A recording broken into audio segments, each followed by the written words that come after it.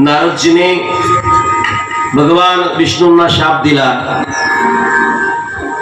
ज्यावेळेला माया नारदजी ब्रह्मदेवाला विचारतायत, बाबा माझ्या हातून फार मोठा अपराध झालेला आहे, जगाच्या मालकाला मी शाप दिलेला आहे, बाबा मी दोषी झालो आहे, मला दोषमुक्त व्हायचंय, बाबा मला मार्ग सांगा। त्यावेळेला ब्रह्मदेवाने नारदाला दोषमुक्तीचा मार्ग सांगितला। तो मार्ग जर कोणता असेल तर शिव महापुराण कथा। नारदा, तुला शिव महापुराण कथा श्रवण करावी लागेल, आणि तू जर शिव महापुराण कथा श्रवण केली ना तर नारदा तू या दोषातून मुक्त होशील, असं ब्रह्मदेवाने नारदजींना सांगितलेलं आहे। कालपर्यंत आपण ही कथा पाहिलेली आहे। आता पुढे ब्रह्मदेवजी नारदाला शिव महापुराण कथा सांगणार आहेत। जीवाचं परम कल्याण करणारी, साधकाला भक्ती सुखामध्ये न्हाऊ घालणारी, दुःख निवृत्त करणारी, ताप निवृत्त करणारी, आनंद प्रदान करणारी, नराचा नारायण बनवणारी शिव महापुराण कथा आहे। आदर्श प्रपंचाची कथा शिव महापुराण कथा आहे। ही केवळ मंदिरातल्या देवतेची कथा नसून प्रत्येक घराला मंदिर बनवणारी कथा आहे। ही कथा गोड आहे, ही कथा पवित्र आहे, ही कथा अपवित्र्याला पवित्र करते,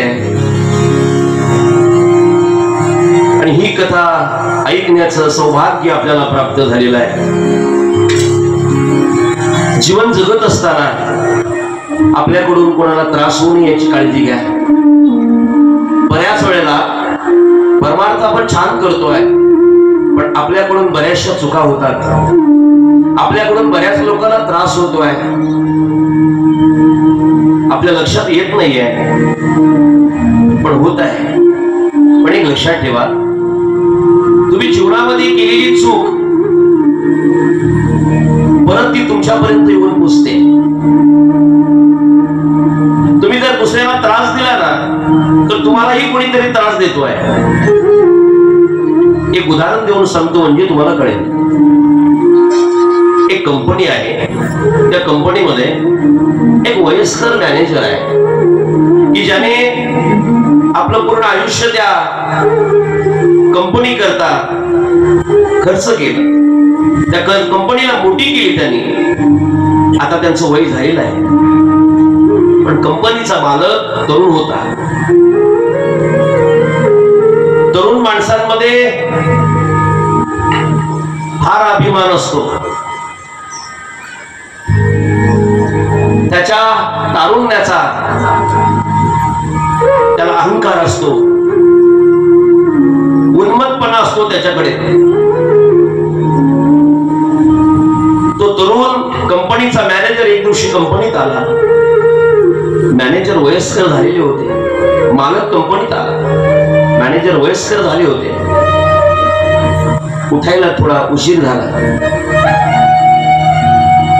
ज्या वेळेला हातपाय कमकुवत होतात, कमजोर होतात, त्यावेळेला मनात इच्छा असून सुद्धा आपल्याला ते करता येत नाही. ज्याने आयुष्यभर वारी केली ना, त्याला वृद्धापकाळात चालता येत नाही. तो पांडुरंगाला विनंती करतो, हे देवा, मला थोडं तरी चालता आलं असतं ना तर मी तुझ्या वारीला गेलो असतो, पण चालता येत नाही ना.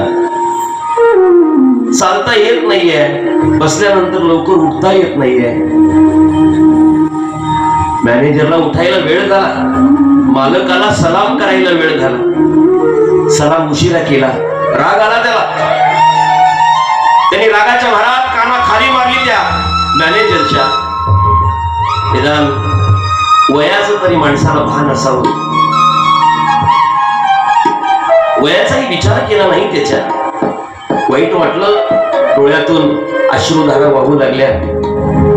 अरे आयुष्य घातलं या कंपनीला मोठं करण्याकरता, आणि आता थोड्या चुकीमुळे मला मारलं. वाईट वाटलं, पण नोकर आहे, मालकाला बोलू शकत नाही. बोलला नाही. काही दिवसात रिटायर होणार होता, बोलता आलं नाही. तसाच रडत रडत आपल्या घराच्या दिशेने निघाला, घरी गेला. शेवटी माणूस आपला राग कोणावर तरी काढतो बघा. घरी गेला, पत्नीला आवाज दिला, चहा दे. पत्नीने वेळेतच चहा आणून दिला, पण राग म्हणत होता. पत्नीच्या कानाखाली मारली. पत्नी म्हणते, असं कधी झालं नाहीये, आणि चहा तर मी वेळेवर दिलेला आहे, तरी सुद्धा मला का मारली. वाईट वाटलं तिला. पण कधी यांनी माझ्यावर हात उचललेला नव्हता, पण आज का बरं मला मारलं. रडायला लागली. मनात राग आला, विनाकारण मला मारलं. काही वेळेत तिचा मुलगा आला आणि म्हणू लागला, आई मला जेवायला दे ना ग. एवढं म्हटल्याबरोबर त्या आईने त्या मुलाच्या कानाखाली मारली. मुलगा रडायला लागला, का मारली माझ्या आईने माझ्या कानाखाली. मी तर आईकडे नेहमी जेवण मागतो, आज काही वेगळं केलं मी असं काही नाहीये. का मारलं माझ्या आईने मला. वाईट वाटलं त्यालाही, पण राग वर आला. मुलगा तसाच हॉलमध्ये येऊन बसला. त्याचा लहान भाऊ गाडी खेळत होता. गाडी खेळता खेळता ती गाडी चुकून त्याच्या पायाला लागली. पायाला लागल्याबरोबर त्या लहान भावाच्या कमरेत लाथ मारली. लहान भाऊ विचार करतोय, अरे मी तर दररोज दादाच्या अंगावर गाडी लोटायचो, दादा कधी बोलला नाही मला, पण आता दादानी का मारलं मला. विचार करतोय, वाईट सुद्धा वाटलं, रडतोय. राग सुद्धा मनात आला. घराच्या बाहेर आला. दारात कुत्र होत. राग कुठेतरी व्यक्त करायचंय ना, त्या कुत्र्याच्या अंगावर एक काठी घेतली आणि जोरात मारली. आता ते कुत्रच होतं मारत, ओरडत निघाला रस्त्याच्या दिशेने. समोरून एक गाडी येत होती. ती गाडी येऊन त्या कुत्र्यापाशी थांबली. त्या गाडीतून एक तरुण उतरला बरं का, आणि त्या तरुणाच्या ते कुत्र चावलं. ते तरुण दुसरा तिसरा कोणी नव्हता, तो त्या कंपनीचा मालक होता. मला हे सांगायचं आहे, आपण जर दुसऱ्यासोबत जर वाईट केलं तर फिरून फिरून ते आपल्याकडेच येत आहे. सुरुवातीला मारलं कोणी? त्या साहेबांनी मारलं, बरोबर की नाही? मग आता शेवटून कुत्रा चावला कोणाला? तर त्या साहेबालाच चावला. म्हणून तुम्ही जे पण कराल ते तुम्हाला रिटर्न मिळणार आहे. चांगलं केलात तर चांगलं मिळेल, चुकीचं तुम्ही समाजा पुढे केलात तर तुम्हाला चुकीचं तुमच्या पदरात पडेल. म्हणून जीवनामध्ये एवढं चांगलं वागा, एवढं चांगलं वागा की आपल्या चांगलेपणाची दखल समाजाने घेतली पाहिजे. आपण चांगलं वागतोय हा आदर्श समाजाने घेतला पाहिजे. मी तर नेहमी सांगतो,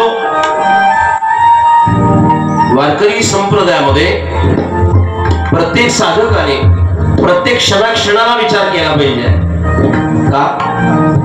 तर बरेचसे लोक आपल्याकडे पाहून जीवन काय करतात, जगतात. एखादा चांगला वारकरी असेल ना, आजूबाजूची लोक त्याच्याकडे पाहून जगतात आणि ते वारकरी आहेत, चांगले वागतात. त्यांच्यासारखं आपण पण वागूया, आपलं पण कल्याण होईल. एखादा कीर्तनकार आहे, समाजाची त्याच्याकडून अपेक्षा असते, त्यांनी त्या अपेक्षेप्रमाणे वागलं पाहिजे, चांगलं वागलं पाहिजे. एक सांगू तुम्हाला, आपल्या हाताचा घड्याळ जर बिघडला तर फक्त आपण फसलो जाऊ, पण चौकातला घड्याळ जर बिघडला ना तर चौकात असणारे हजारो लोक फसली जातात. कीर्तनकार, कथाकार हा चौकातला घड्याळ आहे, त्यांनी व्यवस्थितरित्या वागलं पाहिजे. मी तर असं म्हणेन, 2 ग्रंथ कमी वाचा, पण जे वाचलेत ना त्यांच्याप्रमाणे वागण्याचा प्रयत्न करा. खूप ग्रंथ वाचले, खूप पांडित्य कमवलं, विद्वत्ता कमवली, पण आचरण मात्र शून्य आहे. काय उपयोगच आहे? गीतेमध्ये सांगितलेलं आहे, आचार हा पहिला धर्म आहे. भले तुमच्याकडे मग ज्ञान नसू द्या, पण तुमचं आचरण जर चांगलं असेल ना तर तुम्हाला तो परमात्मा भेट दिल्याशिवाय राहणार नाहीये. तो परमात्मा तुमची दखल घेईल.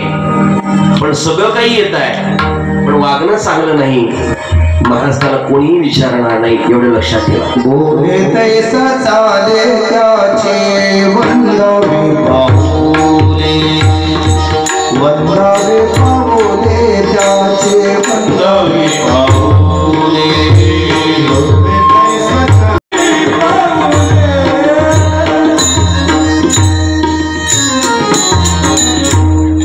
बोले तैसा चाले त्याची वंदावी पाऊले. जो बोलतो तसा वागतो ना, त्याचं दर्शन घ्या, त्याच्या दर्शनाने तुम्हाला लाभ होईल. एखाद्याचं बोलणं दुसरीकडे आहे, वागणं तिसरीकडे आहे, अशांच्या दर्शनाने लाभ मिळणार नाहीये. म्हणून जसं तुम्ही बोलताय ना तसं वागण्याचा प्रयत्न करा, प्रयत्न करा. आज पवित्र दिवस आहे, श्रावण मासातली शुक्ल पक्षातली पुत्रदा एकादशी आहे. या एकादशीचं खूप मोठं महात्म्य सांगितलेलं आहे. आपण 2 दिवस विद्येश्वर संहिता पाहिली, आज आपण रुद्र संहिता पाहणार आहोत. वारकरी संप्रदायामध्ये एकादशी व्रताला खूप मोठं महत्व दिलेलं आहे, खूप मोठं महत्व दिलेलं आहे. 14 दिवस नाही हरिपाठ केला तरी काही वाटत नाही, अशी लोक आहेत. पण एकादशीला हरिपाठ झाला पाहिजे असा त्याच्या मनाचा आग्रह असतो. नाही तू 14 दिवस हरिपाठ केलास, पण निदान 15 दिवस एकादशी, अरे एकादशीला तरी हरिपाठ झाला पाहिजे की नाही, असं मन सांगतंय आपल्याला, मन सांगताय. पहिला मंडळ वर्षातून सप्ताहापुरता आपल्याला हरिपाठ करून आपलं कल्याण नाही होणार. ज्ञानेश्वर महाराजांची प्रमाण जर आपण ऐकली ना तर ज्ञानोबाराय नित्य हरिपाठ करायला सांगतात. जो नित्य नेमाने हरिपाठ करतो ना तो प्राणी दुर्लभ ज्ञानोबारांनी सांगितला.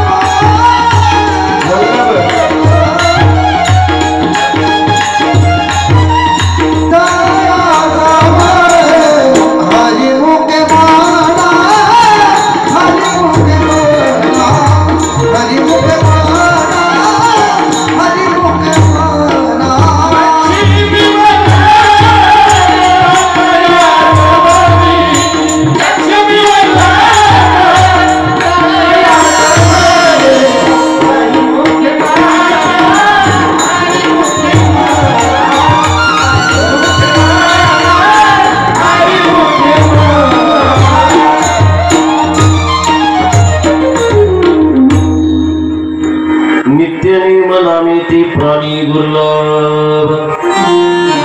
नित्यनेमाने जो हरिपाठ करतो, भगवंताचं चिंतन करतो, तो प्राणी दुर्लभ आहे. सगळे दुर्लभ नाहीये. प्रामाणिकपणाने सांगा, किती लोक हरिपाठ करतात बसलेल्यांपैकी? जे जे करतात त्यांनी बोटं वर करा.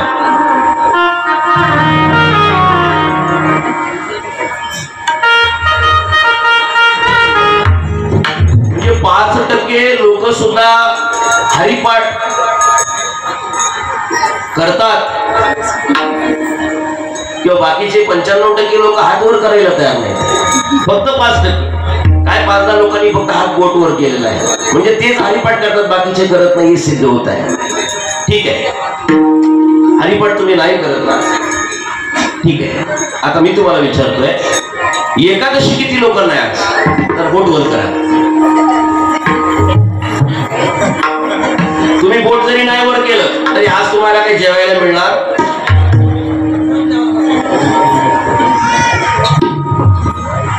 बऱ्याच लोकांचं बोट वर. काही लोकांनी ठरवलं असेल श्रावण महिन्यातली एकादशी येते, करूया, किंवा आपल्या गावात सप्ताह चालू आहे, आपल्याला कथेला जायचं आहे म्हणून एकादशी धरली पाहिजे. लक्षात ठेवा, साधू संतांचं असं होत आहे, ज्याच्या जीवनात त्याला एकादशी नाही ना, तो जिवंत असून मेल्यासारखा आहे. जाणावे ते प्रेत सर्व लोकी,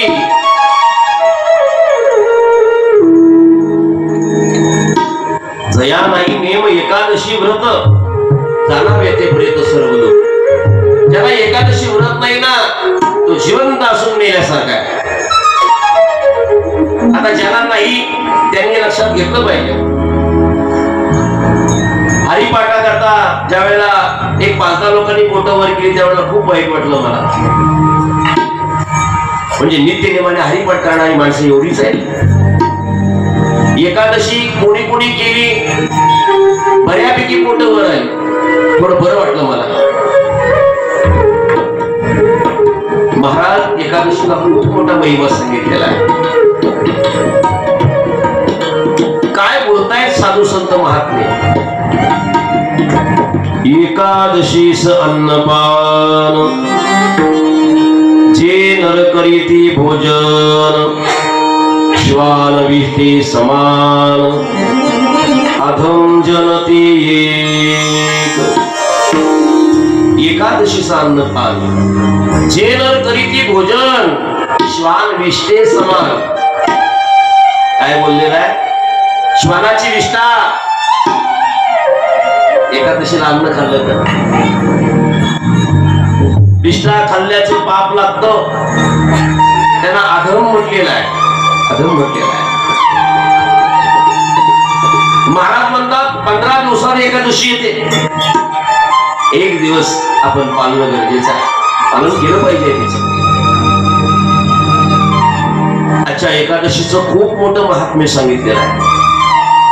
आजची एकादशी अशी आहे की ही एकादशी जर धरली, एखाद्या परिवाराला, आपल्या परिवारामध्ये पुत्र प्राप्ती नसेल आणि त्यांनी आजची एकादशी जर धरली, श्रद्धेने भगवंताला विनंती केली, तर महाराज ही एकादशी त्याला एवढं पुण्य देते, त्याच्या पदरात फळ प्राप्ती करून देते, अर्थात त्याला पुत्र प्राप्ती होते. पण ती एकादशी कशी श्रद्धेने केली पाहिजे. फार गोड प्रसंग या पुत्रदा एकादशीचा आलेला आहे. पार्वती माता भगवान शिवजींना सांगते, प्रभू पूजेची तयारी झालेली आहे, आपण पूजा करून घ्या. भगवान महादेव म्हटले, पार्वती पूजा तर करूच आपण, पण आज पुत्रदा एकादशी आहे. एकादशीचं महात्म्य तुला मी सांगणार आहे, तुला ऐकावं लागेल. काय आहे त्या एकादशीचं महात्म्य. त्यावेळेला भगवान महादेवांनी सांगितलं, ती एकादशी आपण जर उपवास केला तर पुत्र प्राप्ती होते आहे. आपण जर एकादशीचा उपवास केला तर ज्यांना पुत्र प्राप्ती झालेली आहे त्यांना चांगलं दीर्घायुष्य प्राप्त होतं. म्हणून एकादशी अत्यंत महत्वाची सांगितलेली आहे. पार्वतीला लालसा निर्माण झाली ते महात्म्य ऐकण्याकरता. ती म्हणू लागली, बोले बाबा सांगा एकादशीचं महात्म्य सांगा. त्यावेळेला भोले बाबांनी सांगितलं, द्वापार युगातला प्रसंग आहे. भगवान श्रीकृष्णाने हा प्रसंग युधिष्ठिरजींना सांगितलेला आहे. त्याने विचारलं, प्रभू सगळ्यात एकादशी आनंद देतात, सगळ्यात एकादशी. हे बुद्धिपुत्र बोलतोय,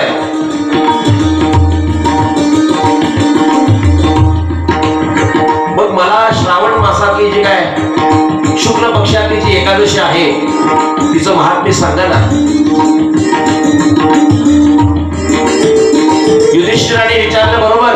भगवान श्रीकृष्णाने सांगितलं की अरे श्रावण मासातली शुक्ल पक्षातली जी एकादशी आहे ना, त्या एकादशीला पुत्रदा एकादशी असं नाव आहे.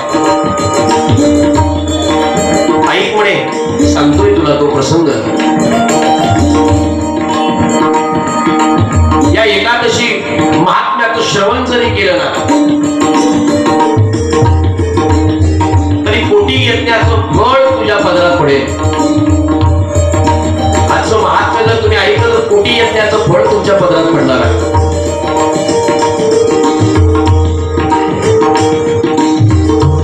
तो प्रसंग सांगायला सुरुवात केली.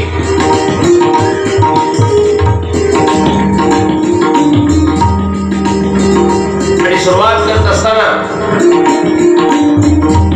भगवान श्रीकृष्णाने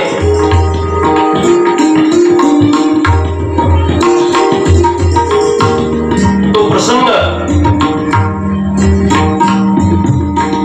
सांगत असताना कुंतीपुत्राला सांगितलं की बाबा लक्ष देऊन ऐक. या एकादशीचं महात्म्य सांगितलेलं आहे. आणि मग प्रारंभ केला.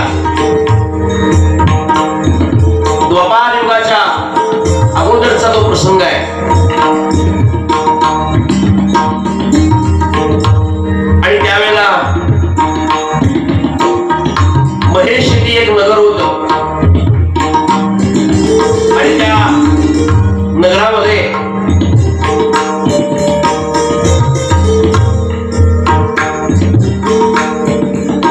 महेश्वर नावाचा एक राजा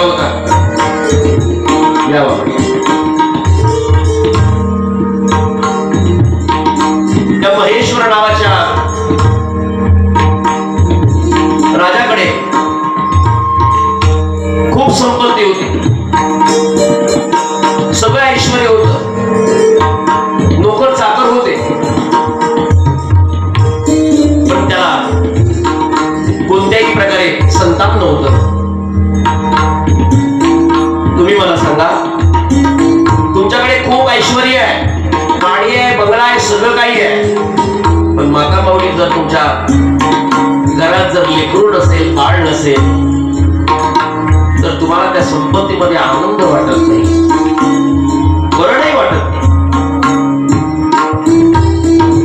राजाकडे सगळं ऐश्वर्य आहे, पण राजा जेव्हा आपण पाहू तेव्हा दुःखीत दिसायचं. एक दिवशी वृद्धापकाळ आला, आयुष्य पूर्णपणे निघून गेलं, मुलगा झाला नाही. शेवटी हातबळ झाला, वाईट वाटलं, दुःख झालं.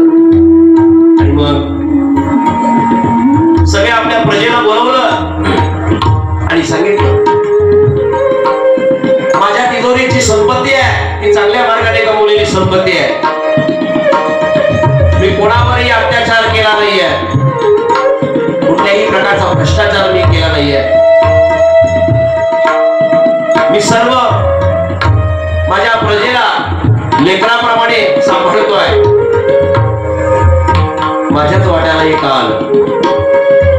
बऱ्याच वेळेला हाच प्रश्न आपल्याला प्रपंचामध्ये पडला जातो, अरे ही लोक एवढे वाईट वागतात तरी सुद्धा ते मजा करतात, आणि आम्ही एवढे भजन पूजन करतोय, देवाचं करतोय, तरी आमच्या वाट्याला असे संकट का? हा प्रश्न बऱ्याच वेळेला पडला जातोय. प्रजेला सांगतायत राजा, का बरं असं माझ्या वाट्याला? शेवटी राजाने सांगितलं की आता मला हे सहन होत नाहीये. प्रजेला सुद्धा वाईट वाटलं. आपला मालक, आपला राजा जर दुःखी असेल तर आपण सुखी कसे राहणार? राजा दुःखी आहे तर आम्ही दुःखी आहे. मग केलं काय? सगळी प्रजा, राजाचे मंत्री हे वनामध्ये ऋषी मुनींच्या शोधार्थ निघाले. बरेच ऋषी मुनी त्यांना भेटले हो. बऱ्याच ऋषी मुनींचं दर्शन झालं. एका आश्रमामध्ये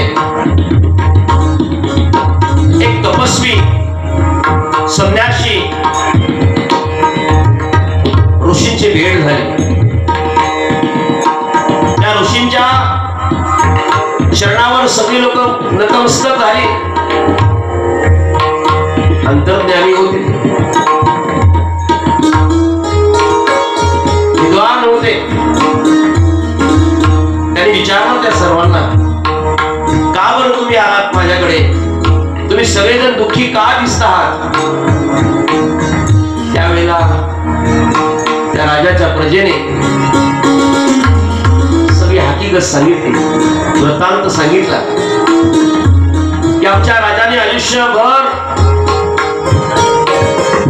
चांगलं काम केलेलं आहे, साधूची पूजा केलेली आहे, ब्राह्मणाला दान दिलेलं आहे, धार्मिक कार्यक्रम केलेले आहेत. का का असं त्यांच्या वाट्याला आहे?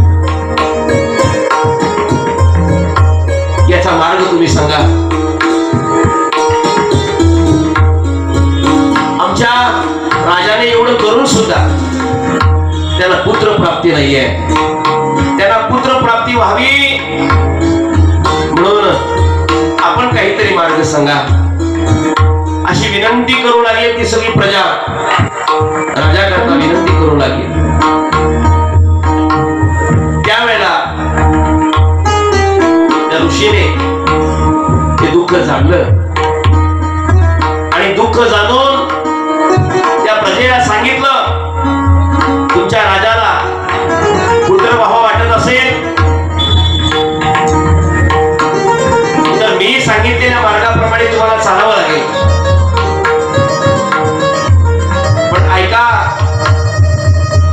तुमच्या राजाचा जर मागचा इतिहास जर पाहिला तर तुमच्या राजाने मागच्या जन्मात फार वाईट कर्म केलेले आहेत. निर्दयी वागलेला आहे तो व्यापारी असल्यामुळे दुसऱ्या गावाला जायचा व्यापार करायला. एक दिवशी प्रसंग असा आला, द्वादशीचा दिवस होता, तहान लागलेली होती याला सुद्धा राजाला, आणि एका तलावावर पाणी प्यायला गेला.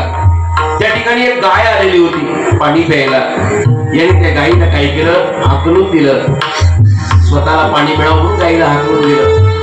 ऐका, त्या ऋषीने सांगितलं, गाईला हाकलून दिलं तो दोष त्या राजाला लागला आणि त्याच्यामुळे त्याला संतान झाली नाही. पण 2 दिवस उपवाशी राहिला. एकादशी व्रत त्याला घडलं, त्याच्यामुळे तो राजा बनला. पण आता त्याला दोषमुक्त करायचं असेल तर साधन करावं लागेल, आणि ते साधन केल्याशिवाय तो दोषमुक्तही होणार नाही आणि त्याला पुत्र प्राप्ती सुद्धा होणार नाहीये. त्यावेळेला ही प्रजा राज दरबारात आली. सगळं वृत्तांत राजाला सांगितला. ऐका, काही दिवसात पुत्रदा एकादशी आली आणि सगळ्या प्रजेने ते एकादशी व्रत केलं. राजानेही ते एकादशी व्रत केलं आणि परिणाम राजाची पत्नी गरोदर नाही आणि काही महिन्यातच राजाला सुंदर असा मुलगा झाला. पुत्रदा एकादशीला पुत्रप्राप्ती झाल्यामुळे तिचं नाव पडलं पुत्रदा एकादशी. आणि अशा या पवित्र एकादशीच्या पर्व काळाला आपल्याला ही शिव महापुराण कथा श्रवण करायला मिळते. एकदा गजर होईल आणि आपण पुढे या कथेला घेऊन जाणार आहोत.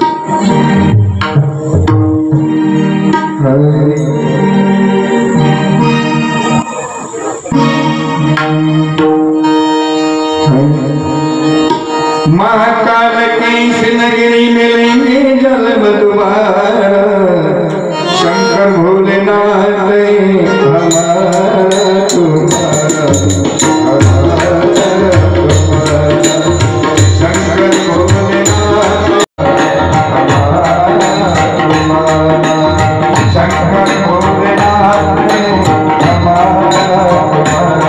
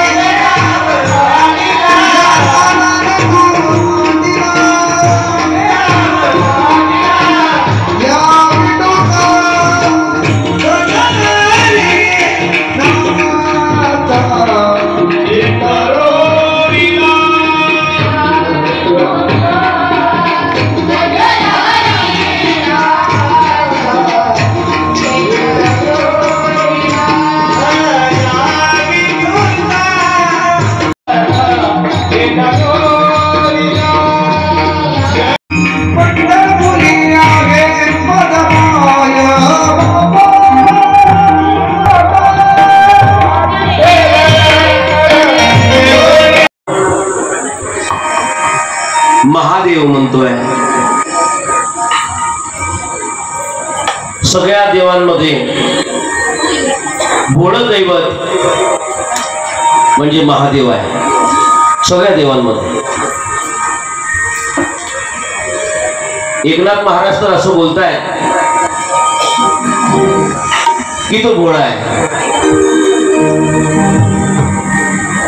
शिव भोळा चक्रवर्ती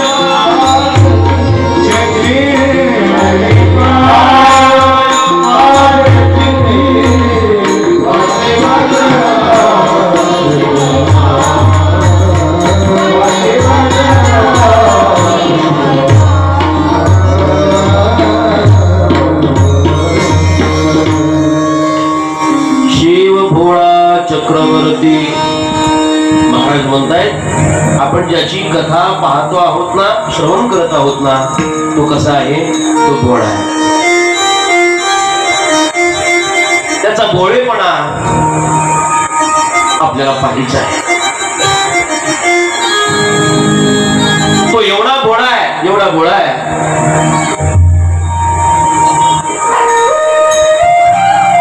कुबेराने आपला स्वामी शंकरा करता अर्थात महादेवा करता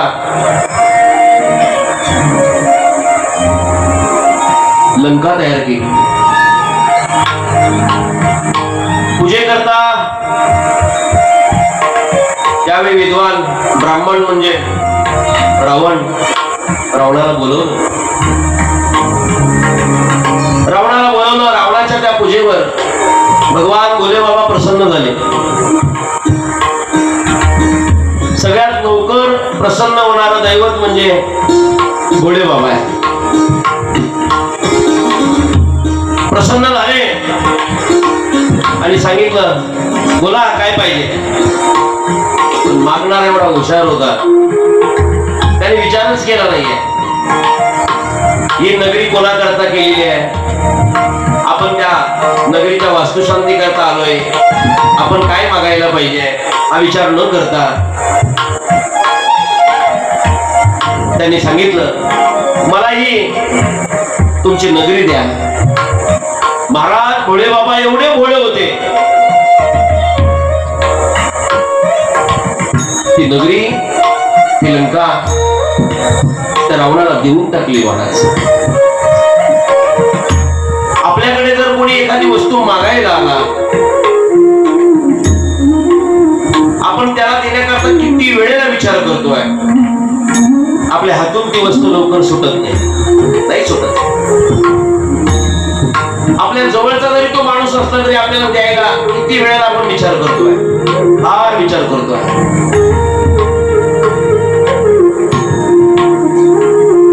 पण भगवान महादेव भोळे आहेत. खर तर या स्थानावर पुन्हा पुन्हा येण्याची इच्छा का निर्माण होते याचं कारण मी तुम्हाला आज सांगून जाणार आहे. 2 दिवस नाही सांगितलं, आज सांगणार.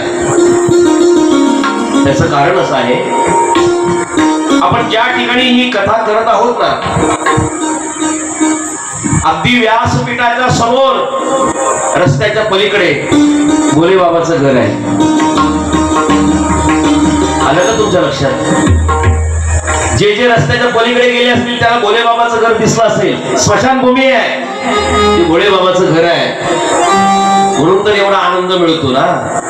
आज घरात कथा चालू आहे बरं का, भोले बाबाच्या घरात कथा चालू आहे. भोले बाबा स्मशानात राहतात आणि ती स्मशानभूमी समोर आहे.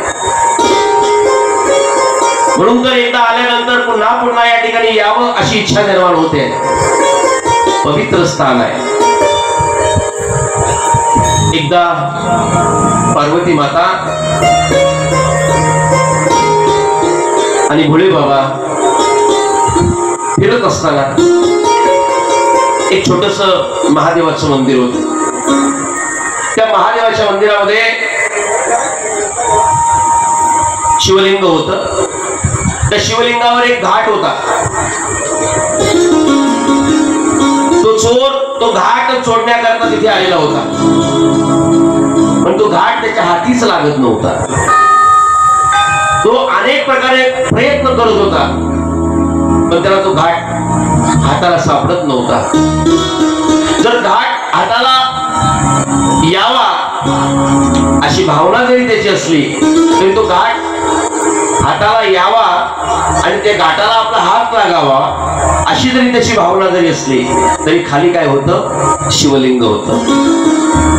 शिवलिंग खाली असल्यामुळे त्याला व्यवस्थित उभं राहता येत नव्हतं. प्रयत्न केले त्यांनी, पण प्रयत्न करून सुद्धा त्याला ते शक्य झालं नाहीये. मग शेवटी पर्याय नाहीये म्हणून त्या शिवलिंगावर पाय दिला आणि तो काय केला, घाट चोरला गेला. भगवान भोळे बाबा त्या ठिकाणी आले. आल्यानंतर त्या चोराला आपल्या सोबत घेऊन निघाले. पार्वती माता म्हणते, का हो तुम्हाला काय समजतं की नाही, तुमच्या शिवलिंगावर यांनी पाय दिला आणि तुम्ही त्याला घेऊन कुशाल आपल्या सोबत निघाला.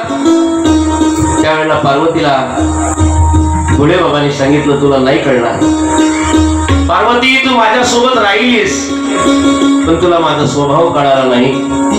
अशी बरीचशी माणसं असतात, सोबत राहतात पण त्यांना आपला स्वभाव कळत नाही. नाही स्वभाव कळाला काय म्हणे, काय यातलं रहस्य काय आहे मला सांगा तरी. त्यावेळेला भोळे बाबा म्हटले, आतापर्यंत एक हाताने नमस्कार करणारी पाहिली लोक आपण, बरेचसे आळशी लोक कीर्तनकाराच्या पाया पडायला गेल्यानंतर सुद्धा त्याच्या पायाला फक्त हात लावतात. अरे एवढाच जर तुला पाया पडायचा कंटाळा येतो तर कशाला जातो पाया पडायला. पायावर मस्तक ठेवायचं असतं, हात ठेवायचं नाही. एका हाताने नमस्कार निषिद्ध केलेला आहे. काही काही देवळात जातात ना, त्या देवालाही फार टेन्शन येतं महाराज. हो, घंटा वाजली बघा, देवालाही वाटतं आता काय करावं तरी काय, याच्याकरता काय करावं. महाराज काही काही माणसं देवापुढे गेल्यानंतर सुद्धा वाकायला तयार नाहीत. देवापुढे बरं काही काही वागताना विचार करतात, खाली घाण आहे का, आपल्या कपड्याला लागेल, आपले कपडे घाण होतील, या सगळ्या गोष्टीचा विचार करणारी लोक आहेत. पण पार्वती, काही लोक मला दोन्ही हाताने नमस्कार करतात. खरं तर नमस्कार करण्याच्या काही पद्धती आहेत. भगवंताला दोन्ही हाताने नमस्कार करावा. तुम्ही म्हणाल मग गाडीवर चालत असताना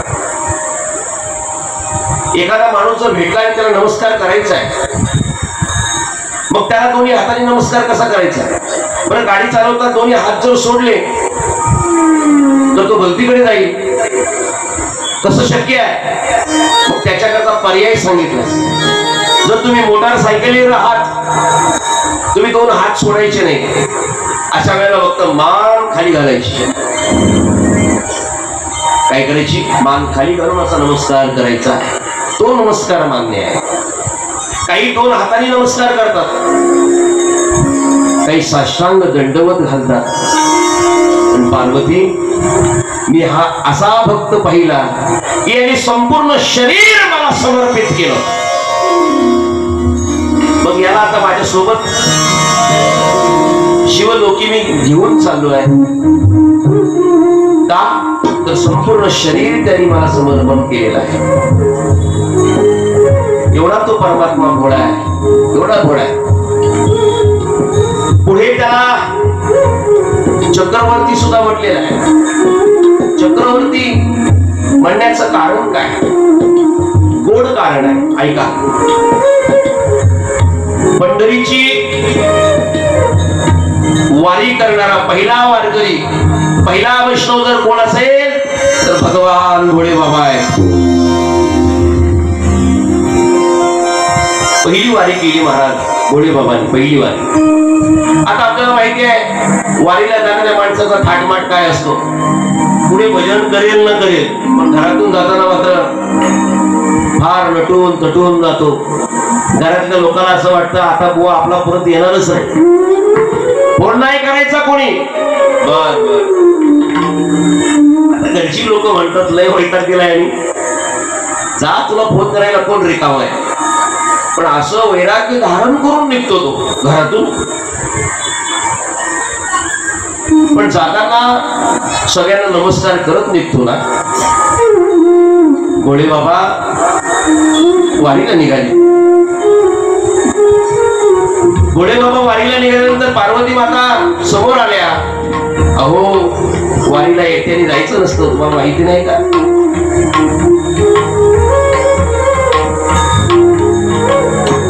सकळासी येथे आहे अधिकार, कलियुगी उद्धार हरिनामी.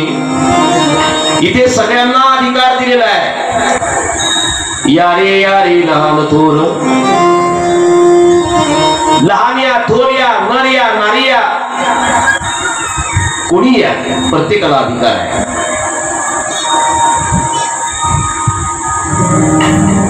पुढे बाबा म्हटले आता काय तू एवढा आग्रह करते, तर मग चल. बऱ्याच घरामध्ये महिला वर्गाचं जास्त चालतं. बरोबर बोलतो ना मी? बरोबर बोलतो. महिलांचं जास्त चालतं हुकुमशाही. नुसते हसू नका, हो पण म्हणा. तुमच्याशिवाय यांचं पान पण हलत नाही. काय मधू दादा?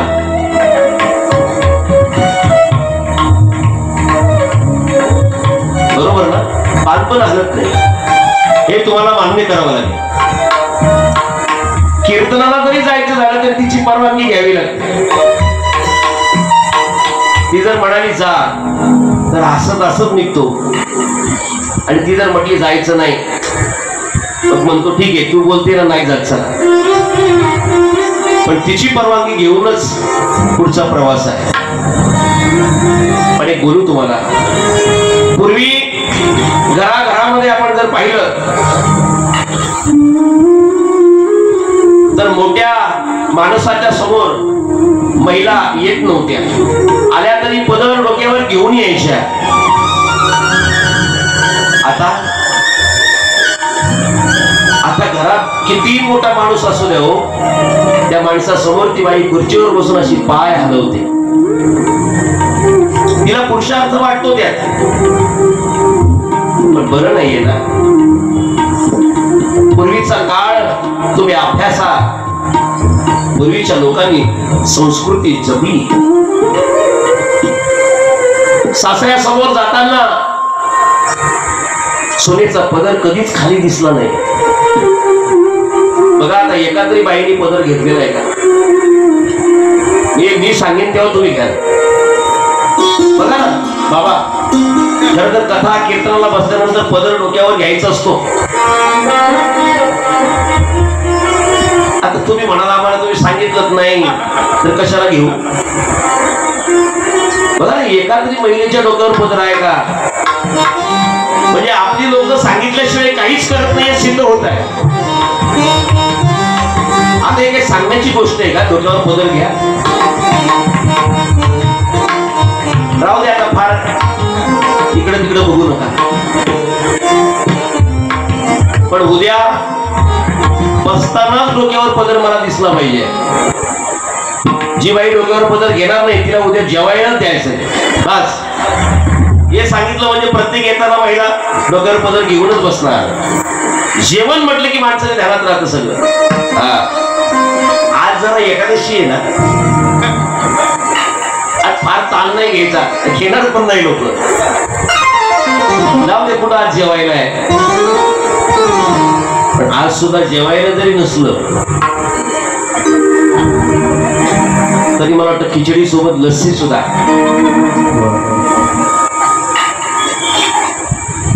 आता एकादशीला तर काय आपण खिचडी खातोच खातो, पण लस्सी कोण देतो आणून आपल्याला. पण आज लस्सीची सुद्धा व्यवस्था या ठिकाणी केलेली आहे. म्हणून आज सुद्धा आपल्याला कमी खायची आवश्यकता नाहीये. ऐका, आपली संस्कृती आपण जपली पाहिजे. लक्षात ठेवा, पार्वती माता वारीला निघालेले आहेत. आता आई वडील चालले तर मुलगा थोडी राहणार आहे तिथं. गणपती बाप्पा आला म्हणे आई बाबा मी पण येतो. निघाला गणपती बाप्पा सुद्धा. पुढे नंदी उभा राहिला. बाबा मला सोडून पुढे चाललात, मला पण घेऊन चल. पण चल तू पण चल. परिवारासह भगवान भोले बाबा पंढरीच्या वारीला निघाले. जगातला असा एकमेव सोहळा आहे की तिथे कोणालाही आमंत्रण निमंत्रण दिलं जात नाही. पण जगातल्या कान्या कोपऱ्यातील लोक ते सोहळ्याकरता येतात. या वर्षी तर खूप समाज पंढरपूरच्या वारीला आपल्याला पाहायला मिळाला. जगात असा सोहळा नाही महाराज, जगात नाही. भोळे बाबा परिवारासहित निघाले. मजळ दरमजळ करत करत पंढरपुराजवळ गेले. पद्मावती नावाचा तळा आहे. त्या तळ्यावर सगळे वारकरी गोळा झाले आणि त्या तळ्यावर एवढी गर्दी झाली की पुढे पार्वती मातेला जाण्याची इच्छा झाली नाही. आणि त्या तळ्यावरून पार्वती मातेला भगवंताच्या मंदिराचा कळस दिसला. पार्वती मातेने सांगितलं भगवान आता मला कळस दिसला. कळस दिसला म्हणजे मला मंदिर दिसलं. मंदिर दिसलं म्हणजे माझ्या पांडुरंगाचं मला दर्शन झालं. आता मी पुढे येणार नाही, तुम्ही जा. पार्वती माता त्या तळ्यावर थांबल्या. पुढे गर्दीमध्ये हे तिघे निघाले. आपल्याला माहिती आहे पंढरपुरात गेल्यानंतर पहिल्यांदा चंद्रभागेत स्नान करावं लागतं. चंद्रभागेत स्नान झालं, नंदी पुढे जाईना. भोळे बाबा बोलते तरी काय झालं म्हणे पुढे यायचं नाही मला.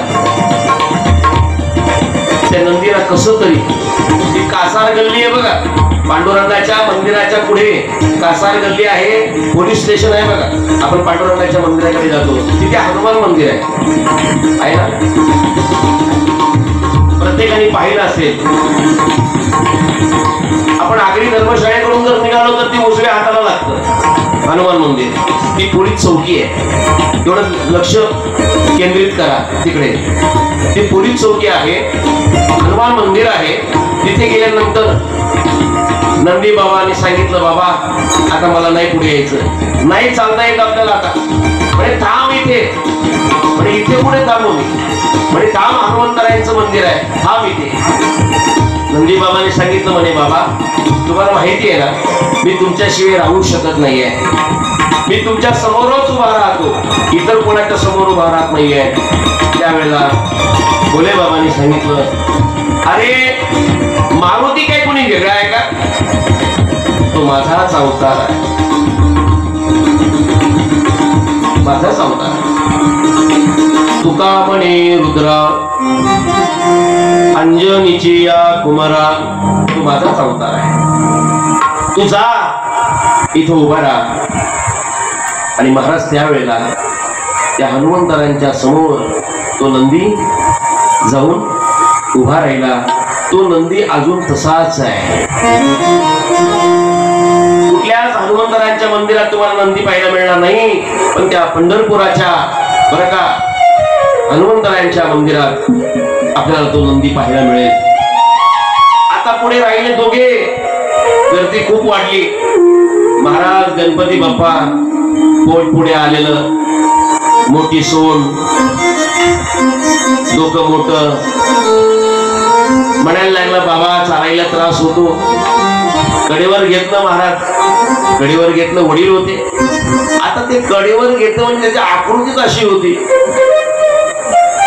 ते बाहेर आलेलं पोट कोणाच्या पण अंगाला असं लागायचं. लोक धक्का द्यायची, हा ओरडायचा. फार गर्दी झाली. आपण म्हणतो ना, ज्या वेळेला पंढरपुरामध्ये आपण पोहोचतो आणि पोहोचल्यानंतर ज्या वेळेला सगळ्या दिंड्या प्रदक्षिणेकरता निघतात, त्यावेळेला आपण म्हाताऱ्या लोकांना सांगतो जाऊ नका. आजारी असेल तर सांगतो जाऊ नका. का तर गर्दीच एवढी असते. महाराज गर्दी एवढी असते. मग त्यावेळेला गणपती बाप्पा पुढे जात नाही. लोकांची गर्दी वाढत गेली. कडेवर घेतलं तर पोट लोकांना लागतंय, करावं काय. मग नामदेव पायरीच्या पुढे गेले. जोडोजी महाराज, मळोजी महाराज यांचा जो सभा मंडप आहे त्याच्या अगोदर त्यांनीच बांधलेल्या त्या सभा मंडपामध्ये त्या गणपती बाप्पाला एका देवाऱ्यात ठेवलं. तो गणपती तसाच आहे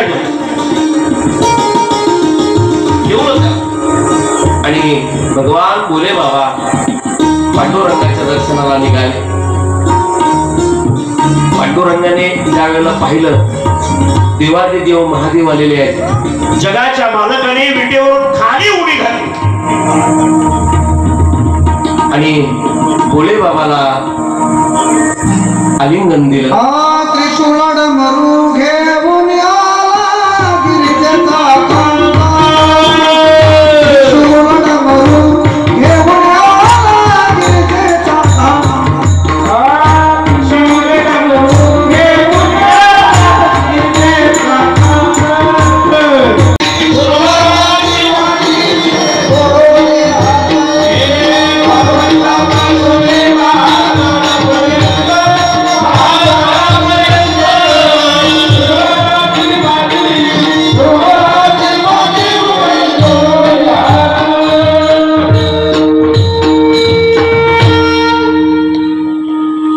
उमापती महादेव की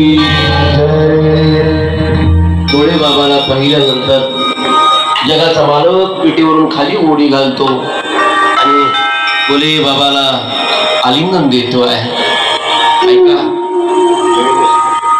चक्रधारी या जगाचा मालक ब्रह्मदेवाने नारदाला शिव महापुराण कथा मी तुला सांगेन असं सांगितलेलं होतं. आज आपण ती कथा पाहणार आहोत.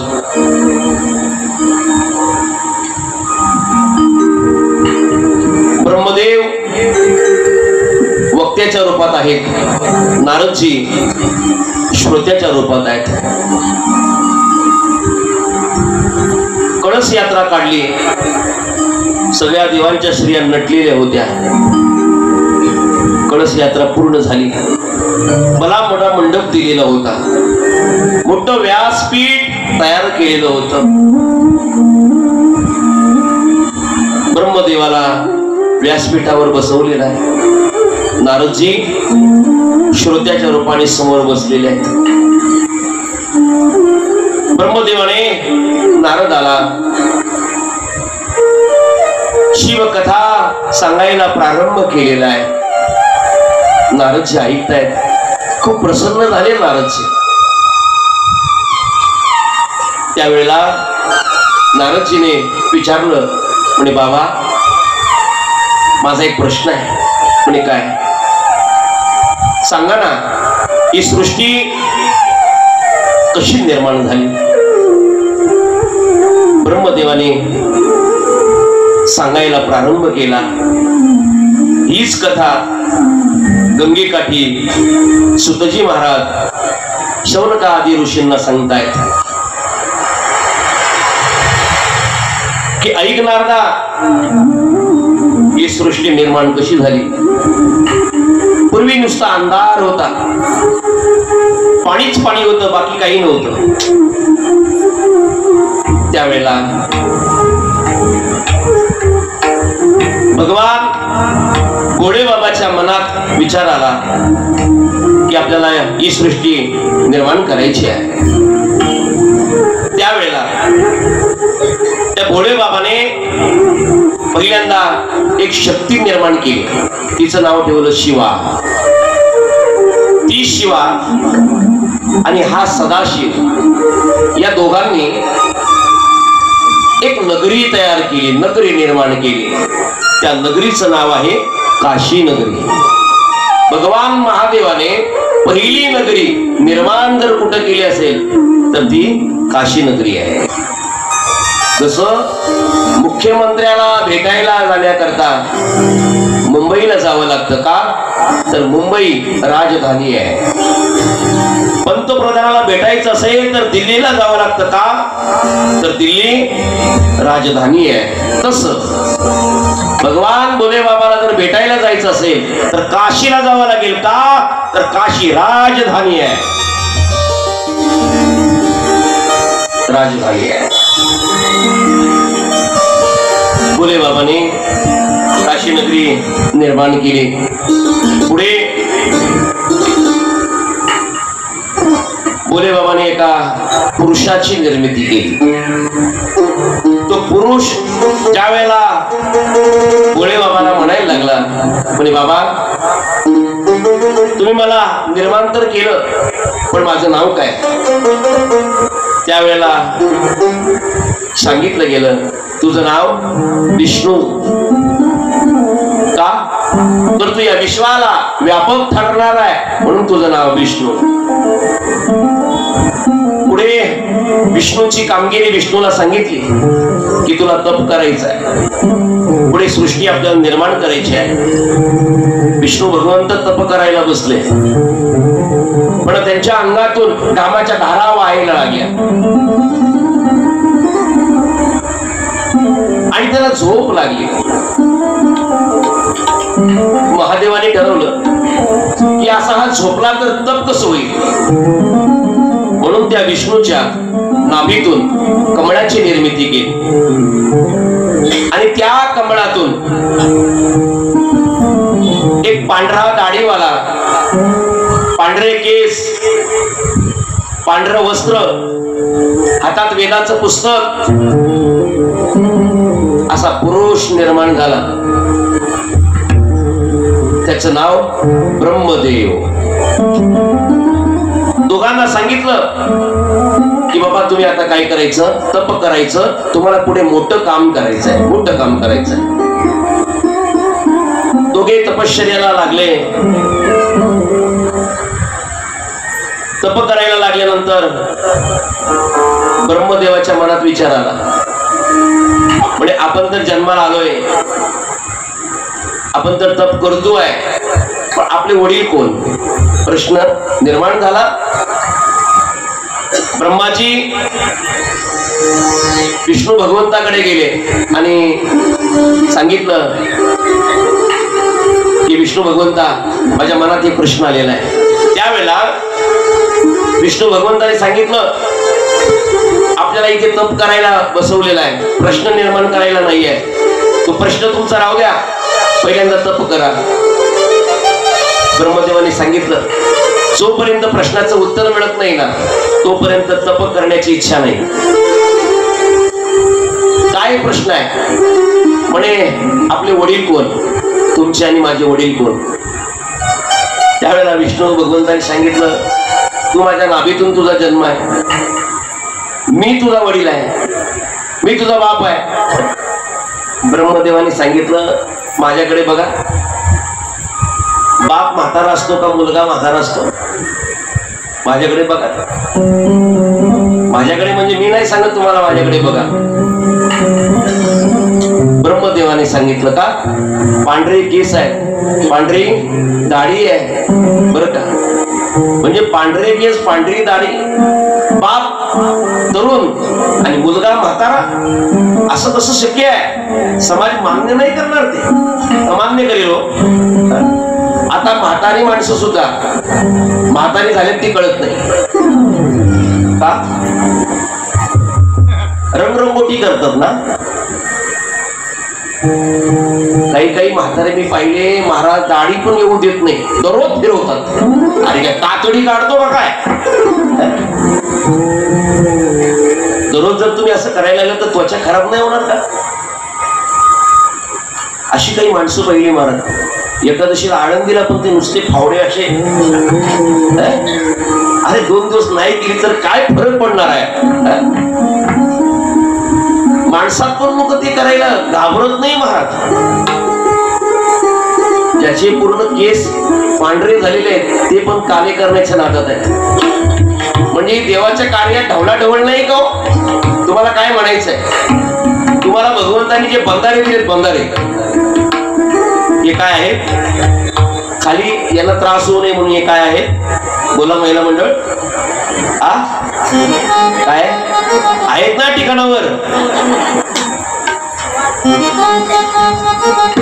ढवळाढवळ केली रे, देवाच्या कार्यात ढवळाढवळ केली तुम्ही. हे कशा करता दिलं हे तुम्हाला कळत नाहीये. फोडले सगळे बंधारे या महिलांनी. आता त्याचा परिणाम जर काही भोगायला आला तर तुम्हीच भोगायचा. देवाने हे का दिले ते नाही कळालं तुम्हाला, म्हणून तर तुम्ही त्याचा गैरवापर करत आहात. ऐका, ब्रह्मदेवाने सांगितलं म्हणे मी पांढऱ्या केसाचा, दाढी माझी पांढरी आहे, मला कोणी मुलगा तुमचा सांगेल का? नाही नाही म्हणे, मी तुमचा बाप, तुम्ही माझे पुत्र. ब्रह्मदेवाने सांगितलं हे कसं शक्य आहे? अरे नाभीतून माझा तुझा जन्म आहे. वाद करण्यापेक्षा समोर एक पर्वत होत महाराज, त्या पर्वताला आपण घर्षण करू आणि जो ताकदवान निघेल ना तो कोण? पिता. आणि ज्याची शक्ती कमी पडेल तो पुत्र. ब्रह्मदेवाने सांगितलं काही हरकत नाहीये, चालेल मला. घर्षण करायला सुरुवात केली महाराज. तिथे घर्षण चालू असताना एक ज्योतिर्स्तंभ तयार झाला. तो स्तंभ पाहिल्यानंतर दोघेही थांबले. आता ब्रह्मदेवाच्या मनात असा विचार आला की हा जो ज्योतिर्स्तंभ आहे याचं खालचं टोक आणि वरचं टोक आपल्याला पाहायचं आहे. ब्रह्मदेवाने सांगितलं मी वरचं टोक शोधतो. विष्णू भगवंताला सांगितलं तुम्ही खालचं टोक शोधा. जो टोक शोधेल तो बाप आणि जो शोधणार नाही तो मुलगा. विष्णूने सांगितलं काही हरकत नाहीये, तुम्ही वर जा, मी खाली जातो. आता जाताना विष्णूने सूत्राचं रूप धारण केलं आणि ब्रह्मदेवाने हंसाचं रूप धारण केलं. विष्णू खाली गेले, ब्रह्मदेव वर गेले. विष्णू खाली जात असताना विचार करू लागले, अरे देवाने सांगितलं काय होतं आणि आपण करतो काय? परत फिरले, पटलं नाही त्यांना, परत फिरले. इकडे उंच गेले ब्रह्मदेव, पण टोक मात्र सापडत नाही ना. विचार केला आता आपल्याला शक्य नाहीये, पण थोडं खोटं बोलू. लोकांचा खोटं बोलण्यात खूप मोठा हातभार आहे.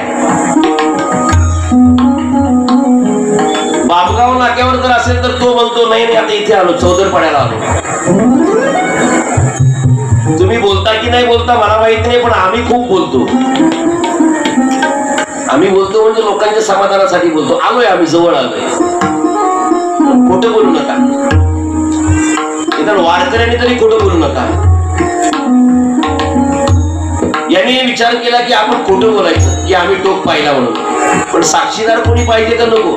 नुसतं एकट्याच्या बोलण्यावर कोणी विश्वास ठेवणार आहे? मग साक्षीदार त्यावेळेला एक केतकी पुष्प होतं, ज्याला आपण केवडा म्हणतो.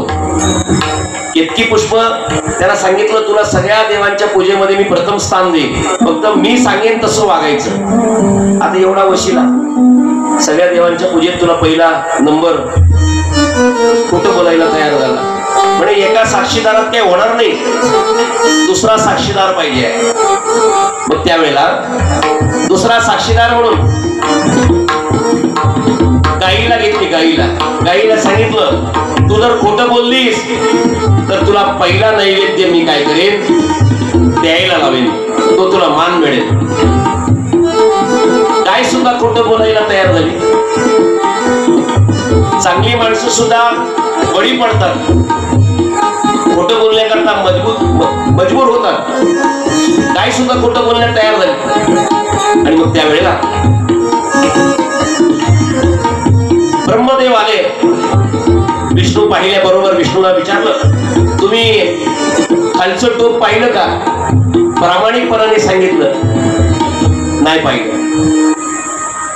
एखाद्याने जर सांगितलं हरिपाठाला विना घ्या, नाही माझा आवाज बसलेला आहे. अरे सांग ना, हरिपाठ पाठ नाही. अज्ञान पण का लपून ठेवायचं, सांग मला पाठ नाही आहे. एखाद्या माणसाने एखादा अभंग घेतला म्हणजे तो सगळ्यांनाच येईल असं काही नाहीये. पाठ नसेल तर प्रामाणिकपणाने सांगावं, माझ्या पाठ नाहीये, त्यात काय कमीपणा आहे. आपण इथे मागे राहिलोय, अज्ञानपण आपण आपलं झाकलेलं आहे. झाकू नका. येत नाही ना, प्रामाणिकपणाने सांगा, मला येत नाही येत. काय त्यात कमीपणा नाहीये आणि काय अपमान नाहीये.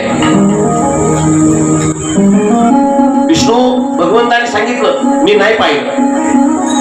त्या स्तंभातून आकाशवाणी झाली, विष्णूजी आपण सत्य बोललात, मी आपणावर प्रसन्न आहे. जा पुढे तुमची सत्य नारायण म्हणून लोक काय करतील, पूजा करते पूजा.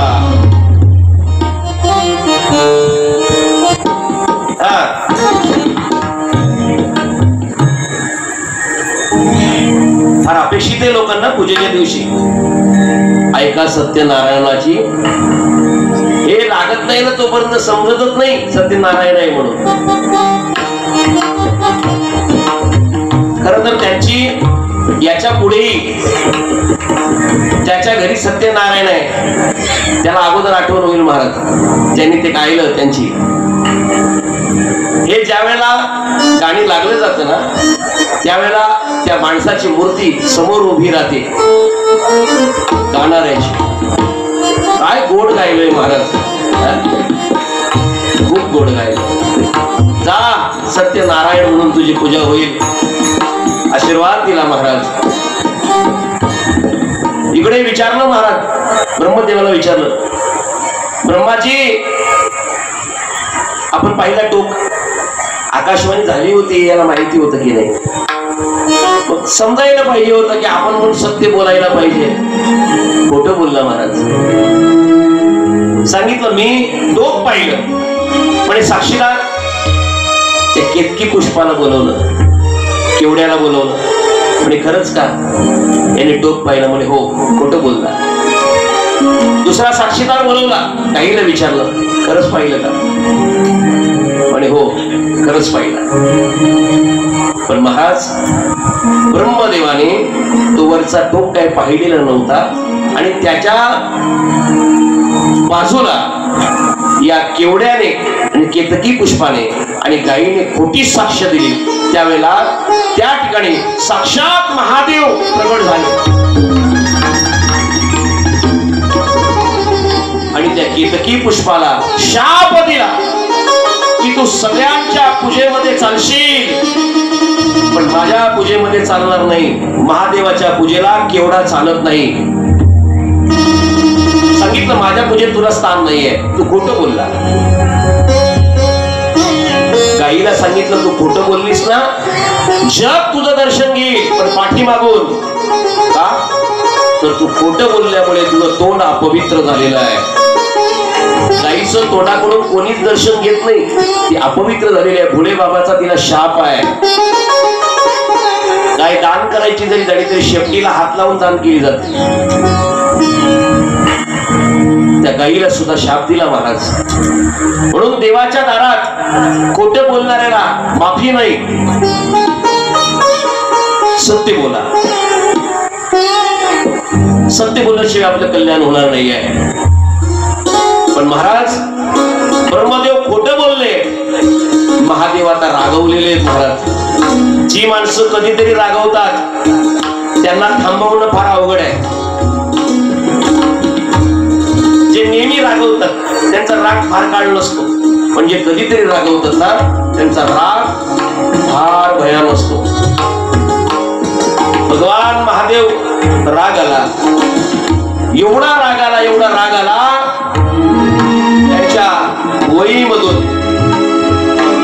एका पुरुषाची निर्मिती झाली. त्या पुरुषाने विचारलं, महादेवा तुम्ही माझे वडील आहात, सांगा माझं नाव काय, सांगा माझं काम काय. त्यावेळेला महादेवाने सांगितलं, वहीतून तुझा जन्म आहे ना, तुझं नाव भैरवनाथ. भैरवनाथ भगवान की. आता एक छान असा गजर होईल आणि पुढे आपण ही कथा पाहणार आहोत.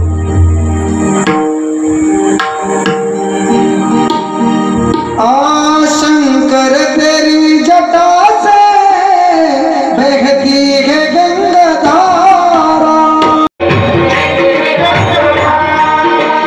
शंकर तेरी जटा से बहती है गंगाधारा.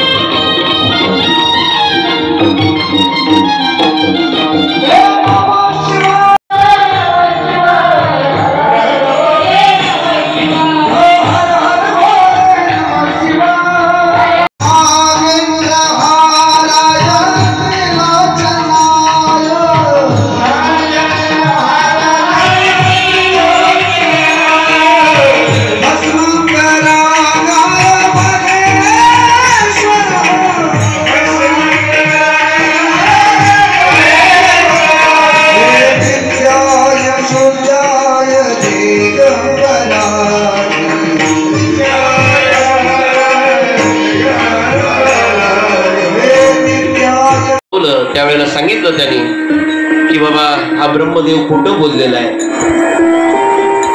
ब्रह्मदेवाला 5 तोंड होती महाराज. याचं मस्तक ओढवायचं या कामाकरता आपली निर्मिती या ठिकाणी केलेली आहे. त्यावेळेला असं सांगतात, या करुणगुळीमध्ये काय केलं, ब्रह्मदेवाची 5 मस्तकं त्यांनी काय केली, उडवली. ब्रह्मदेव खोटं बोललेला होता ना, 5 मस्तक उडवले महाराज. त्याला सुद्धा ब्रह्महत्येचं पातक लागलं. अनेक देवतांनी महादेवांची प्रार्थना केली, राग शांत करा, राग शांत करा. पण महाराज राग शांत होईना. शेवटी जटा आपटल्या आणि त्या ठिकाणी काळ भैरवाची निर्मिती केली महाराज.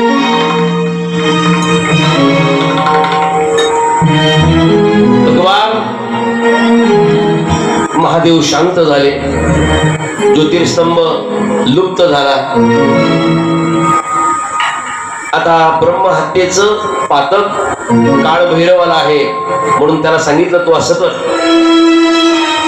या ब्रह्मदेवाचं मस्तक घेऊन प्रदक्षिणा घाल आणि प्रदक्षिणा घालत घालत तू कुठे काशीला ये. काशीला कोतवालाचं काम दिलं. त्या कोतवालाचं नाव आहे क्षेत्रपाळ. बरं का, तो क्षेत्रपाळ जो कोतवाल आहे ना तो काळ भैरव आहे. बरं का, असं सांगितलं जातं काशीमध्ये जो गेल्यानंतर जर तुम्ही महादेवाचं दर्शन घेतलं आणि काळ भैरवाचं दर्शन जर घेतलं नाही तर काशीची यात्रा पूर्ण होत नाही.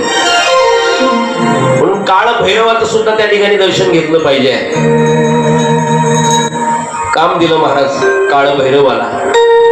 पुढे महादेवाने सांगितलं की मी निर्गुण रूपात आहे, मी निराकार रूपात आहे, मी निष्कळ आहे, मी सकळ आहे. हा वाद तुम्ही करू नका.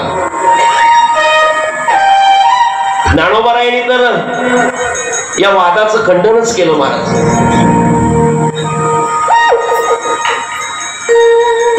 तुझ सगुण म्हणो की निर्गुण रे, तुझ सगुण म्हणो की निर्गुण रे, तुझ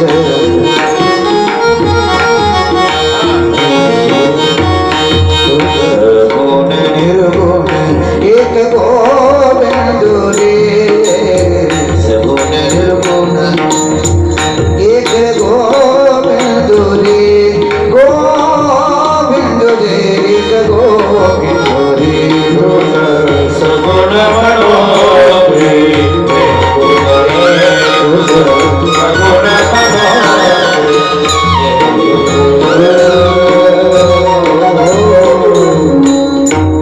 तुला सगुण म्हणू का निर्गुण?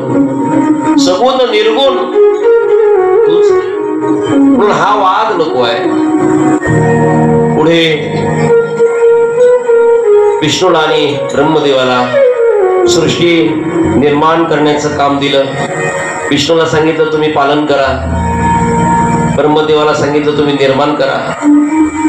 पुढे महादेवाचा अवतार रुद्र आणि महेश्वर. विष्णूला सांगितलं हे तुमच्या सोबत राहतील, यांची आयुध यांचं आसन माझ्यासारखंच राहणार आहे. तुम्ही या दोघांना माझ्याप्रमाणेच काय करा, मान द्या, अधिकार द्या, ही माझीच रूपं आहेत. आणि मग पुढे महादेवाने विष्णूला आणि ब्रह्मदेवाला डोक्यावर हात ठेवला आणि सांगितलं यशस्वी भव. पुढे विष्णू आणि ब्रह्मदेवाने महादेवाला आपलं गुरु मानलं आणि पुढच्या सृष्टीच्या निर्माणाकरता प्रारंभ केला. उमापती महादेव की, भोलेनाथ भगवान की. ही कथा ब्रह्मदेव नारदजींना सांगताय. पुढे अनेक नारदांनी ब्रह्मदेवा पुढे प्रश्न निर्माण केलेले आहेत. कथा श्रवण करत असताना आपल्या मनात शंका यायला पाहिजेत. शंका कधी येतील? ज्या वेळेला आपण ती कथा श्रद्धेने ऐकू त्यावेळेला शंका येते. प्रश्न निर्माण व्हायला पाहिजेत महाराज. पण आली बरं आहे, लोक प्रश्न निर्माण करत नाही आणि त्या वक्त्याला विचारत नाही, म्हणून बरं आहे. लोक जर प्रश्न निर्माण करायला लागले आणि वक्त्याला जर विचारायला लागले ना तर मग वक्त्याची फारच मोठी कसोटी समजायची. बरं का, श्रोते जर वक्त्याची परीक्षा घ्यायला लागले ना तर बरेचसे वक्ते त्याच्यामध्ये नापास होते. पण श्रोते विचारे शांतपणाने ऐकतात, हे चांगलं आहे. म्हणून ही कथा सुतजी महाराज शौनक आदी ऋषींना ब्रह्मदेव आणि नारदांचा संवाद सांगतायत सुतजी महाराज. ही कथा आपल्या जीवनामध्ये आनंदाचा वर्षाव करणारी कथा आहे. आपल्या जीवनातलं कायम अज्ञान घालवणारी कथा आहे. मृत्यूवर विजय कसा मिळवावा हे शिकवणारी शिव महापुराण कथा आहे. काळावर विजय कसा मिळवावा हे शिकवणारी शिवमहापुराण कथा आहे बरं का. अनेक प्रकारचे विषय शिवमहापुराण कथेमध्ये आलेले आहेत. अनेक प्रकारचे विषय आहेत. शिवमहापुराण कथा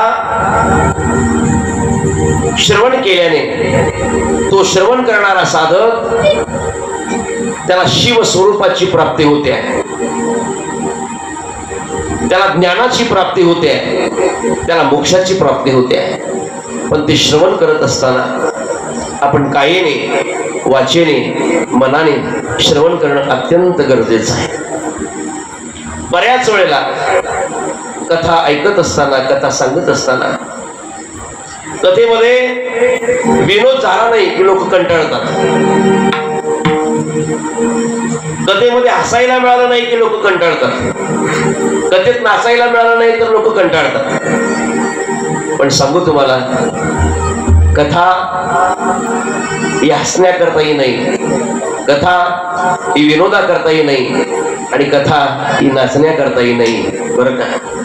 या कथेत आल्यानंतर आपलं आत्मकल्याण कसं होईल तो विचार करून आपण या ठिकाणी बसलो पाहिजे. पण नुसती कथा सांगायला लागलं की बरेच लोक डोळक्यात येतात. पण आपल्या इथे तसं काही होत नाही आहे आणि आपण तेवढा वेळ घेत सुद्धा नाहीये. आपल्या वेळेतच आपल्याला कथा सांगतेकडे न्यायची आहे. म्हणून सगळ्यांनी या शिवकथेचा आनंद घ्यायचा आहे.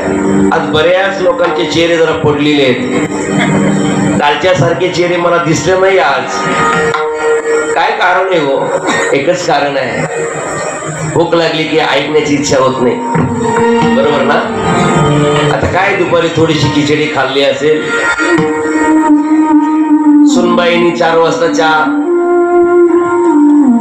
दिला असेल, काहींना दिला नसेल, कसला महाराज चेहऱ्यावर प्रसन्न भाव राहील.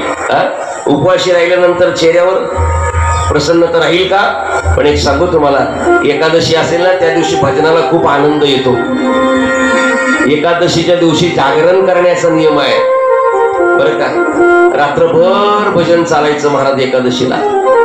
आता आपल्याला 2 तास भजन करायला कंटाळा येतो, तर रात्रभर आपण कुठं भजन करणार बरं का. पण सगळ्यांना माझी विनंती आहे की आपण आपल्या जीवनातला जो काळ आहे तो सत्संगामध्ये घालूया, कथा कीर्तन याच्यामध्ये तो काळ घालूया बरं का. याचं कारण सांगतो तुम्हाला. याच्या अगोदरचा काळ जर तुम्ही पाहिला तर फार भयान काळ होता. भगवान महादेव त्यांच्याकडे उचलण्याचं खातं आहे माहिती आहे तुम्हाला. जरी तुम्ही त्याला भोळे म्हणत असाल पण उचलण्याचं खातं त्यांच्याकडे आहे. तुम्ही मला सांगा, ज्याच्याकडे खातं उचलण्याचं आहे तो भोळा कसा काय असू शकतो? डिलीटचं बटन भगवान महादेवाकडे आहे. आता इथं कोणाला डिलीट करायचं त्यांच्या हातात आहे. सांगू त्यांना, आहे तुमची इच्छा कोणाची की बस महाराज मला कंटाळा आला आता मी चाललोय. घरात कोणी पण बोलतं, आता इथे बोलतोय का कोणी? सांगा एखाद्याला वाटतं मला फार कंटाळा आला, उभं राहा, मी महादेवाला विनंतीच करतो हा लय कंटाळलेला याला घेऊन जा. त्यांच्या हातात आहे ते. कधीही बरं का आपला पत्ता काय करू शकतात, कापू शकतात. त्यांच्या हातात आहे. म्हणून माझी विनंती आहे तुम्हाला, अरे बटन जर त्यांच्या हातात आहे, नेण्याचं काम जर ते करतात तर त्यांना प्रसन्न करून घ्या. आणि तो भोळे बाबा कशाने प्रसन्न होतोय तर महाराज त्याचं नामचिंतन केल्याने तो प्रसन्न होतोय. शिव महापुराण कथा श्रवणाने तो प्रसन्न होतोय. म्हणून कोणीही या कथेपासून बरं का दूर राहू नका. प्रत्येकाने ही कथा काय करा, श्रवण करा. खरं तर या आयोजकांना मी वारंवार धन्यवाद देईन की तुमच्यामुळे अशा श्रावण महिन्याच्या पवित्र समयी शिव महापुराण कथा या पंचक्रोशीतून आलेल्या भाविकांना श्रवण करायला मिळते. एकदा त्या आयोजकांकरता जोरदार टाळी होऊ द्या.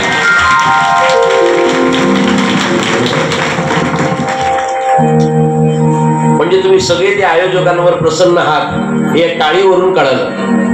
कंजूशी नाही की बरीच लोक टाळी वाजवायला पण कंजूशी करतात, पण तुमच्यामध्ये कंजूशी मला पाहायला मिळाली नाहीये. खूप छान असं या आयोजकांनी नियोजन केलेलं आहे. कुठल्याही प्रकारे बरं का काटकसर केलेली नाहीये. जिथं जे पाहिजे तिथं ते काय केलेलं आहे, उपलब्ध केलेलं आहे. म्हणून आपण आजच्या या तिसऱ्या दिवसाच्या शिव महापुराण कथेला सांगतेकडे नेणार आहोत. बऱ्याच वेळेला ओघाओघाने कथेतून अनेक प्रकारचा श्रोत्याला बोध होतोय, पण तो बोध श्रोता ध्यानात न धरता तो बोध आत्मसात करत नाहीये. त्याच्यामुळे आपण ऐकलेलं, आपण श्रवण केलेलं त्याचं फळ आपल्या पदरात पडत नाहीये. म्हणून ही कथा श्रवण करत असताना अगदी मन एकाग्र करून शांतपणाने ही कथा श्रवण करायची आहे. खरं तर हा परिसर एवढा छान आहे की या परिसराला आपण जर थोडस जवळून जर पाहिलं ना तर महाराज आपल्या बाजूला डाव्या हाताला पाणी आहे, गंगा माता आहे, समोर भोले बाबाचं घर आहे म्हणजे स्मशान भूमी आहे. मला वाटतं कालच इथे सर्प येऊन गेला बरं का, म्हणजे विष्णूचं रूप येऊन गेलं. पहिल्या दिवशी वरुण राजाने हजेरी लावलेली आहे. अजून पुढे अनेक देवता या ठिकाणी येणार आहेत, पण त्याच्याकरता आपली जागृती असणं फार गरजेचं आहे. आपण जागे असलो तर त्यांना पाहू ना, आपण जर जागेत नसलो तर त्यांना पाहू शकत नाहीये. म्हणून आपल्याला या आजच्या या तिसऱ्या दिवशी आलेल्या सर्व मंडळीचे शब्दाने आभार मानायचे आहेत. खरं तर या शिव महापुराण कथेचे मार्गदर्शक श्रद्धेय चिदानंद स्वामी आहेत, श्रद्धेय विशालनाथजी महाराज आहेत. पंचक्रोशीतून आलेले सर्व वारकरी, भाविक मंडळी, आयोजक, संयोजक सगळ्यांना धन्यवाद देतो आहे. खरं तर हे एकट्याचं काम नाही आहे. हा कार्यक्रम धुळखाडी, एलकुंदे, सोनाळे, वैजोळे, शिवनगर आदी जेवढे जेवढे गाव आहेत त्या सगळ्या गावकऱ्यांचा या कथेमध्ये काय आहे, समाविष्ट आहे. छान असं सुंदर आयोजन या मंडळीने केलं. पुन्हा एकदा या आयोजकांना धन्यवाद देतो आणि या ठिकाणी कथा समारोपाकडे नेत असताना महादेवाच्या चरणी मी प्रार्थना करतोय की जेवढे जेवढे श्रोते या ठिकाणी तुमच्या कथेकरता येतात, तुमची कथा श्रवण करतात, त्यांना खूप खूप आयुष्य द्या, त्यांचं शरीर निरोगी ठेवा आणि दररोज येण्याकरता त्यांना प्रेरणा द्या. ही महादेवांच्या चरणी मी प्रार्थना करतो आणि या ठिकाणी मी माझ्या वाणीला पूर्ण विराम देतो आहे. यानंतर आरतीची नावं घेतली जातील. ज्यांची ज्यांची नावं घेतली जातील त्यांनी या ठिकाणी आरती करता यायचं आहे. पण त्याच्या अगोदर एक गजर होईल, श्री गजानन महाराजांचं भजन होईल आणि मग आरती होईल. त्याच्या अगोदर कोणी उठायचं नाही. ओ गजब कर डाला रे मेरे भोले ने, दीवाना बनाया है मेरे शंभू ने. गजब कर डाला रे मेरे शंभू, गजब कर डाला रे मेरे भोले ने, दीवाना कर डाला है मेरे शंभू ने.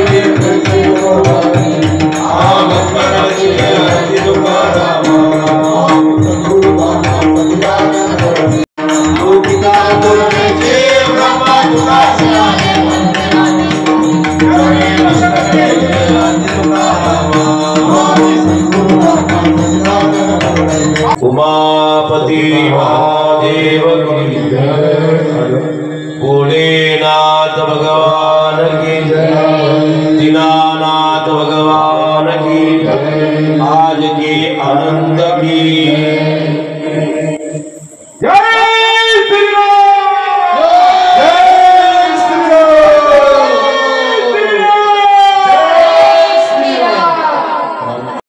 हे देखील आज आपल्या कथेकरता उपस्थित आहेत आणि त्यांनी गंधर्वांची साथ केलेली आहे.